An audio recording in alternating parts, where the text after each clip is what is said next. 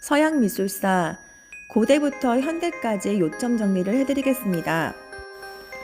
고대 이집트는요, 태양신을 숭배하고 4, 5세계를 중시했습니다. 그래서 정면성을 바라보고 있는 조형물의 특징을 엿볼 수 있습니다. 고대 그리스는요, 아르카이키, 클래식기, 헬레니즘기가 있는데 여기 보이는 라오콘 군상과 사모트라케의 니케는 마지막 시기인 헬레니즘기에 속해 있습니다. 동적이고 좀 더 과장된 표현이 보이네요. 로마의 경우는 정치가 발달하고 도시가 거대하게 건설되었습니다. 콜로세움과 같은 큰 공공시설이 발달을 했고요. 2번을 보겠습니다. 중세로 가면요, 중세가 동유럽과 서유럽으로 일단 나눠서 생각을 해야 됩니다. 중세는 동유럽의 비잔틴 왕국, 오래갔죠? 돈 모양의 천장이 특징이고 내부에는 화려한 색 모자이크가 있습니다. 서유럽은요, 초기에는 로마네스크, 이 피사의 사탑 옆에 있는 피사 성당처럼 이런 묵직하고 좀 어두컴컴한 느낌의 성당이 발달을 했고요. 삼각지붕이 특징이고 낮은 천장, 그 이후 12세기에는요, 프랑스를 중심으로 해서 뾰족뾰족한 첨탑의 특징인 고딕 양식이 발달을 하죠. 고딕 양식의 그 성당 안에는 스테인글라스 창, 장미창이라도 불리는 화려한 창이 있습니다. 노트르담 대성당이 그 예입니다. 3번 르네상스로 가겠습니다. 부활을 뜻하는 르네상스는요, 그리스 로마 문예 부흥 운동입니다. 그러니까 고대의 그리스 로마로 다시 돌아가자는 그 운동이 이탈리아를 중심으로 시작하는데요. 그 이유는 1000년 동안 중세 시대 때 신중심 세계관에서 이제는 더 이상 싫다, 나는 다시 인간 중심 세계관으로 돌아가겠다라는 사람들의 사고가 전환되었기 때문입니다. 그래서 해부학적 묘사나 과학적 원근법, 명암법 이런 것들이 발달을 하고 그런 결과 그림은 좀 더 사실적으로 보여지게 됩니다. 또 유화라는 재료가 발명이 되어서 또 그게 가능하게 되죠. 여기 보면은 보티첼리의 비너스 탄생은 템페라입니다. 반면 옆에 있는 북유럽 르네상스의 얀바네이크의 아르놀피 부부의 결혼식은 유화 물감으로 만들어져 좀 더 사실적인 것을 볼 수 있습니다. 이제 4번 르네상스 3대 거장을 보겠습니다. 라파엘로 아테네 학당과 성모상을 그렸죠. 그다음에 레오나르도 다빈치 알다시피 모나리자를 그렸고요. 그리고 그 성당의 지하 식당의 벽화인 최후의 만찬을 그렸습니다. 템페라로 그려져서 복원이 되게 어렵습니다. 그리고 모나리자의 또 하나 특징인 스푸마토 기법은요, 윤곽선을 흐리게 해서 굉장히 멀리 있는 듯한 신비한 느낌을 주기도 합니다. 꼭 알아두기 바랍니다. 미켈란젤로는요, 조각상을 많이 만들었고요. 피에타는요, 연민을 뜻하는 이탈리아어로 돌아가신 예수님을 안고 있는 마리아를 그린 작품입니다. 다비드상, 그리고 또 성 시스티나 성당 벽화에 있는 그림 중에 천지창조를 우리 많이 알고 있습니다. 5번 바로크 미술을 보겠습니다. 17세기 유럽은요, 절대 왕권하에 있었습니다. 절대 왕권하에 왕궁을 중심으로 한 미술이 발달을 하고요, 역동적인 형태를 많이 표현했습니다. 특히 그림에서는 빛과 어둠의 극명한 대비가 엿보입니다. 벨라스케스의 시녀들, 그리고 베르린의 지금 다비드상 한번 눈여겨보기 바랍니다. 로코코 미술은요, 그 이후 18세기 1700년대에 궁정 중심으로 귀족 취향의 미술입니다. 화려한 색채와 섬세한 장식이 특징입니다. 6번 19세기 근대 미술을 보겠습니다. 시민혁명, 프랑스 혁명을 시작으로 산업혁명을 통해서 개인을 존중하는 자유주의 사상이 많이 팽배했습니다. 그것은 미술에도 작가의 개성과 주관을 강조하는 풍조로 이어졌는데요. 첫 번째, 신고전주의는 폼페이 유적의 발굴과 연관이 있습니다.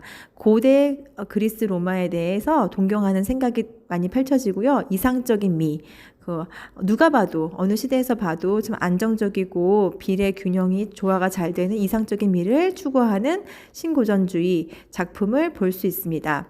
호라티우스 형제의 맹세 한번 보겠습니다. 두 번째, 낭만주의 같은 경우는 이런 신고전주의의 정적이고 차가운 거에 대한 반발로 일어났고요. 상상력과 적인 감정, 자유로운 붓터치, 동적인 구도, 이런 좀 자유분방한 미술입니다. 들라크루아의 민중을 이끄는 자유의 여신은 사회교과서에서도 볼 수 있습니다. 7번은 19세기 신고전주의와 낭만주의에 대해서 저격하는 그런 사실주의가 등장을 합니다. 사실주의는 이런 상상을 토대로 그린 신고전주의와 낭만주의 그림에 대해서 비판을 하고요. 실제하는, 현실에 존재하는 모습을 담아내고자 합니다. 크루베는 나는 천사를 본 적이 없어. 그래서 천사를 그리지 않겠어. 라고 말을 했듯이 정말 현실 속에서 본 것만 그리던 사람입니다. 돌 깨는 사람, 그 전에는 이런 그림을 소재로 삼지 않았는데 정말 파격적인 소재라고 볼 수 있습니다. 도미의 3등 열차, 그리고 자연 속에서 사실을 담아내고자 한 바르비 종파 자연주의가 있습니다. 터너는 바다를 주로 그렸고요. 밀레는 이런 농촌의 모습을 많이 그렸죠. 또 19세기에는 인상주의가 등장을 하는데, 인상주의는 사진기의 발명으로 빛에 대해서 새롭게 보게 됐습니다. 사진기가 담아내는 빛이 우리가 눈으로 보는 거하고 좀 다른 부분도 있겠지만 또 구도도 영향을 받았습니다. 사진을 찍었을 때 그런 특이한 구도를 또 그림으로 표현해 보기도 했죠. 인상주의는 어쨌건 물체의 고유색을 부정하고 순간적인 빛, 시시각각 변하는 빛을 포착해서 그리고자 했고요. 일상생활을 주로 소재로 그렸습니다. 모네의 해돋이 인상이 바로 인상파라는 이름을 갖게 한 그림이죠. 그래서 이후에 마네, 드가, 르누아르 이런 사람이 있고요. 신상주의는 빛을 과학적으로 분석해서 전묘법으로 찍었습니다. 그래서 가장 유명한 그림인 쇠라의 그랑자트 섬의 일요일 오후, 굉장히 큰 작품입니다. 9번 후기 인상주의 3인을 보겠습니다. 후기 인상주의는 개성이 없었던 인상파와 신인상파에 대해서 비판을 하면서 등장합니다. 이들의 개성 없음을 비판했으니 이들은 개성이 아주 강하겠죠. 세잔 같은 경우는 사물의 본질을 주고, 그러니까 사물의 어떤 입체적인 기본 구조를 좀 분해해서 그걸 재해석하는 그림을 그렸어요. 그래서 그림이 보면은 좀 뭔가 잘 그리고 똑같이 그린 거하고는 거리가 멀고 좀 실험적인 걸 알 수가 있어요. 나중에 피카소 입체파에게 영향을 줍니다. 고갱은 고흐와 같이 살다가 결국 헤어지고 고갱은 타히티 섬으로 가서 평생을 살게 되는데, 그곳에서 느꼈던 원시적인 색채, 되게 강렬한 색채에 매료가 돼서 평생을 그런 색채 위주의 그림을 그리게 됩니다. 야수파에 영향을 줍니다. 고흐는 알다시피 내면 세계의 불안정감을 그림으로 표현을 했고요. 짧고 강렬한 붓터치는 그런 고흐의 내면을 보여주고 있고 결국 표현주의에 영향을 줍니다. 9번 문제를 풀기 위해서는 세잔, 고갱, 고흐의 이 주요한 특징과 그리고 그림들을 알아야 합니다. 10번 로댕과 가우디를 같이 보겠습니다. 19세기 근대 조각가의 아버지라 불리는 로댕은요, 인간의 강한 정신성과 생명력을 표현했습니다. 그 내면 세계를 표현하고자 좀 그것을 외형적으로 보여주고자 노력했던 사람인데요. 지옥의 문 중간에 있는 생각하는 사람이 많이 알려져 있고, 깔레의 시민, 이런 군상 작품이 있습니다. 가우디 같은 경우에는 학교를 다니지 못해서 자연 속에서 느끼고 보고 경험했던 것들을 이렇게 건축에 표현을 했습니다. 꽃, 나무줄기 등 자연물의 형태에서 영감을 얻었고요. 사그리다 파밀리에, 성가족 성당이라 불리죠. 사그리다 파밀리에 성당 아직도 진행 중이죠. 짓고 있습니다. 작품 알아두기 바랍니다. 11번 20세기 현대미술을 보겠습니다. 20세기에는요, 알다시피 과학기술의 발달로 재료와 표현이 더 다양해집니다. 과거와는 다르게 실험적인 미술 작품들이 등장하는데요. 아까 흑인상파 3인방의 그 정신을 이어받아서 고갱의 그 강렬한 색채를 이어받은 야수파가 있고요. 교과서에 나오는 붉은 실내, 붉은 식탁이라 불리는 이 그림을 보기 바라고요. 다른 마티스의 그림도 보기 바랍니다. 그 다음에 고흐는 내면 세계를 표현하고자 해서 독일의 표현주의 영향을 주고요. 좀 음산하고 음친한 그런 내면 세계와 사회 문제를 표현했어요. 뭉크도 그 중에 한 명으로 볼 수가 있어요. 교과서에는 키르이너의 여기 첫 번째 그림이 나와 있는데 잘 봐두기 바랍니다. 세잔은요, 입체파에 영향을 주죠. 그래서 게르니카, 우리 수업 시간에도 되게 중요하다고 얘기했듯이 이 게르니카 작품이 입체파, 피카소의 어떤 걸작이라 볼 수가 있습니다. 12번 다다이즘을 볼게요. 1차 세계대전의 영향으로 유럽은 굉장히 무질서한 시대를 맞이하게 됩니다.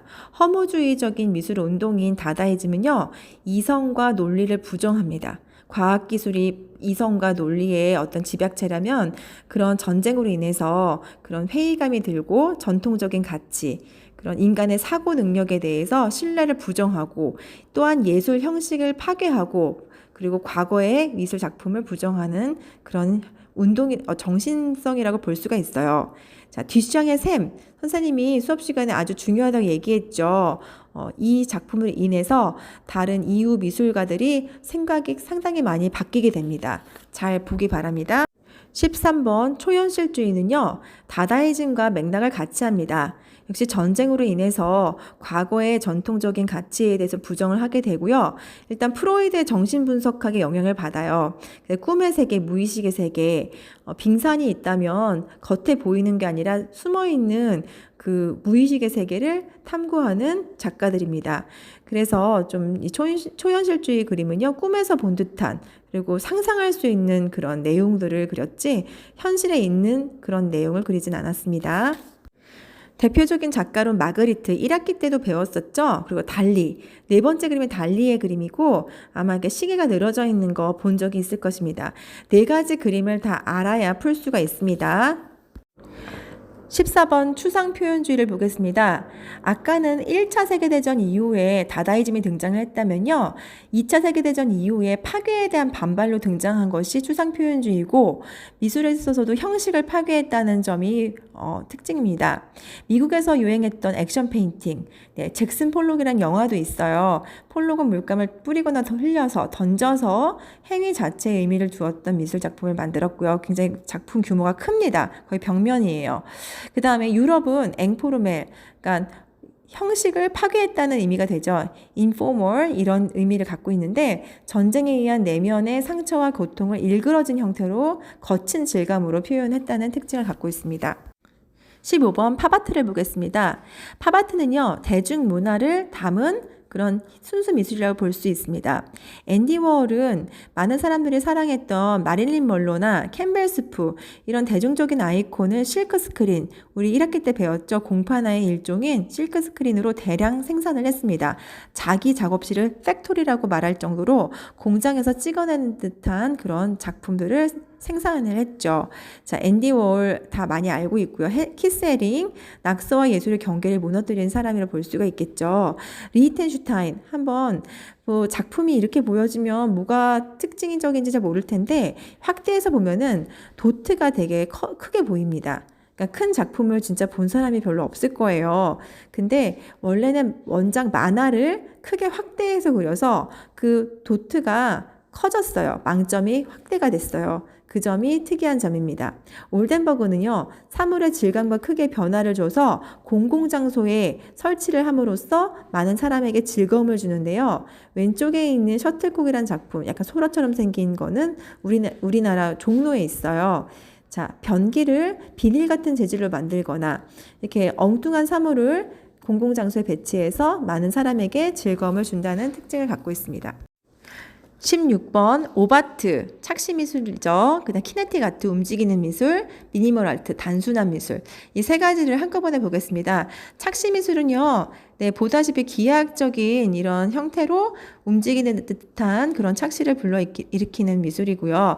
그 다음에 키네틱 아트는 1학기 때 봤지만 움직이는 거, 바람에 의해서든 동력에 의해서든 움직이는 미술이고요. 미니멀 아트는요, 최소한의 예술을 담고 있는데 물질의 본질, 어떤 핵심, 그런 형태의 가장 기초적인 거, 이거를 생각하고 탐구하다 보니까 이런 형태가 나와요. 17번 극사실주의를 보겠습니다. 극사실주의 비디오 아트. 극사실주의는요, 보다시피 정말 사실적으로 오히려 사진보다 더 정교하게 이렇게 표현을 하는데 보통 크게 표현합니다. 그럼 우리가 일상생활 속에서 눈여겨보지 못했던 거를 이게 이랬어? 내 모습이 이랬어? 사람의 이런 어떤 본질에 대해서 좀 생각하게 되는데요. 오히려 표현할 때는 감정을 배제하고 굉장히 객관적으로 완벽히 재현해서 그것이 우리에게 심리적 충격을 주기도 하죠. 자, 비디오 아트는 1학기 때 봤기 때문에 한번 읽어보겠습니다. 비디오를 넘어서 요새는 미디어 아트가 그리고 또 아이디어가 중요하다고 볼 수가 있겠습니다. 18번 대지미술, 자연미술, 생태미술, 과정미술 한꺼번에 생각해 볼게요. 첫 번째 나선현 방파제. 이거야말로 정말 초창기에 있었던 대지미술로서 이렇게 땅을 캔버스 삼아서 재료로 삼아서 만들었습니다. 바람의 힘을 이용한 우리나라 작가의 작품을 볼 수가 있고요. 사진으로 다 기록이 남겠죠. 자, 세 번째 칸에 보면은 이렇게 자연과 함께 공존을 하자는 의미를 갖고 있는 생태미술도 보여지고요.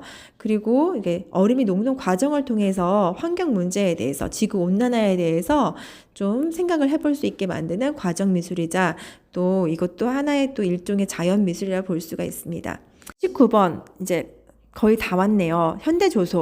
현대조선은 이 두 작가 말고 너무나 많은 작가들이 있는데 그걸 다 시험 문제에 낼 수가 없잖아요. 선생님이 교과서에서 소개하고 있는 좀 중요하고 유명한 작가 두 사람만 찍어서 보여주겠습니다. 자, 재료나 가치관이나 여러 가지 기법에서는 정말 과거의 것과는 판이하게 다릅니다. 자, 제프 쿤스 보면요. 포스트 모던 키치. 포스트 모더니즘이라는 거는, 단순하게 얘기해서 다양성으로 말할 수가 있어요. 키치는 천박하고 저속한 모조품. 그러니까 그냥 이렇게 싸게 파는 그런 물건을 의미하기도 하는데요. 근데 이 작품이 재밌는 것은요. 그런 물건을 소재로 했지만 이거는 재료가 달라지고 그리고 규모도 달라지고 고급 미술로 태어났다는 점이 재밌는 점이겠죠. 그래서 제프 쿤스의 작품은 우리에게도 널리 사랑받고 있습니다. 두 번째로 데미안 허스트를 보겠습니다. 데미안 허스트는요. 진짜 사람 두개골에다가 다이아몬드를 많이 박았습니다. 그래서 사람들이 생각할 때는 이건 너무 무의미한 짓이라고 생각을 하지만 데미안 허스트는 정말 죽음의 상징인 해골과 산 사람들의 소망인 다이아몬드가 결합이 되었을 때 이것이 정말 살아있는 건지 죽어있는 건지 어느 관점으로 봐야 될 것인지에 대해서 의문점을 던지는 작품을 만든 것이죠. 옆에 있는 상어가 들어있는 이 수조는요. 죽은 상어 안에다가 모터를 달아서 움직이게 만들었습니다. 네, 방부 처리가 된 물속에 담가 놓고는 이 상어가 움직이는 것을 보는 관람객은 살아있는 상어인지 죽은 상어인지에 대해서 생각을 하게 됩니다. 그래서 결국에는 데미안 허스트는 삶과 죽음의 경계에 대한 의문을 관람객 스스로가 갖게 만드는 것이죠. 이제 마지막 문제, 현대 건축에 대해서 살펴보면요. 새로운 건축 재료를 활용했다는 점, 그리고 단순하고 기하학적이고 구조적인 건축물들이 많이 등장했다는 것은 우리 쉽게 알 수 있어요. 라이트 형제의 낙수장은 1936년에 미국 어느 산 속에 지은 집인데요. 재미있게도 집 속에 원래 기존에 흘렀던 냇가가 흐르고 있습니다. 그리고 구겐하임 빌바오 미술관 난양공대 교과서에 소개된 건데요. 한번 보시기 바랍니다.